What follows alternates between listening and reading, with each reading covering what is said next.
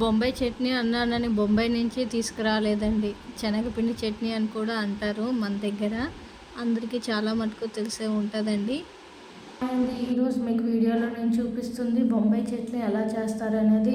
ఈజీగా సింపుల్గా చూడండి. ఈ చట్నీ వాల్యూ ఒకప్పుడు నాకైతే తెలిసేది కాదు. ఇది మ్యాక్సిమం తెలుగు వాళ్ళందరికీ తెలుసు. ఆంధ్రాలో, తెలంగాణలో మొత్తం అంతా తెలుసు. కానీ అదర్ స్టేట్స్లో ఉంటే ఈ చట్నీ ఎవరికి తెలియదు మ్యాక్సిమం. ఎందుకంటే మేము ఒక ప్లేస్ నుంచి ఇంకో ప్లేస్కి వచ్చాం కాబట్టి మాకు తెలుస్తుంది ఆ చట్నీ వాల్యూ ఏంటి అనేది.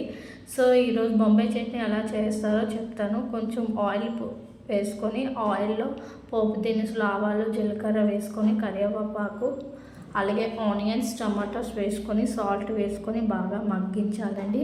ఆ పక్కన శనగపిండి అంటే బేసిన్ పౌడర్ అండి.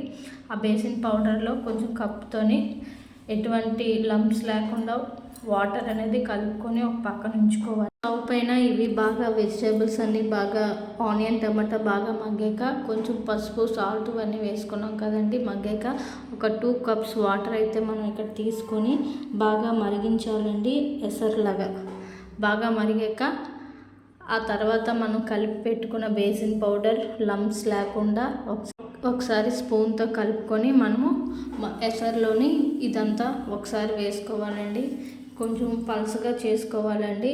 ముందుకంటే మనం చిక్కగా కానీ చేసుకుంటే అది అయ్యే టైంకి చాలా గట్టిగా అయిపోతుందండి. సో కొంచెం వాటర్ ఎక్కువగా తీసుకొని బాగా మరిగించాలండి. ఈ శనగపిండి అంతా బాగా మరిగిస్తే చాలా టేస్ట్గా ఉంటుందండి. ఈ చట్నీ ఒకసారి ట్రై చేయండి అందరూ, ప్రతి ఒక్కరూ. ఇడ్లీతో, వేడి ఇడ్లీతోని మనం ఈ బొంబాయి చట్నీ టేస్ట్ చూసారంటే మనకి ఈ చట్నీ కావాలంటారు. ఈ చట్నీకి చాలామంది ఫ్యాన్స్ ఉంటారండి. నేను కూడా అందులో ఒకళ్ళని.